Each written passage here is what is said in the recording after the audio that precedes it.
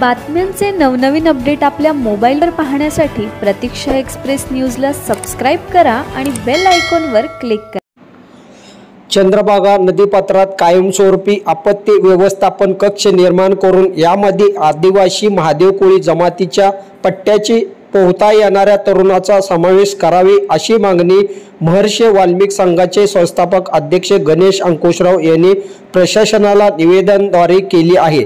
नुकत्याच चंद्रभागा पात्रात बुडून तिघांचा बळी गेला असून आजही एका मुलीने नदीत उडी घेतल्याने ती बुडाली आहे।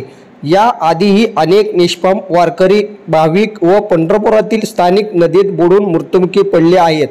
या सर्व घटनेमध्ये आदिवासी महादेव कोळी जमातीच्या तरुणांची शोधकार्य सहभाग होऊन बुडालेल्या कित्येकांचे प्रेत नदीतून बाहेर काढले आहेत, तरी बुडताना अनेकांचे प्राणही वाचवले आहेत।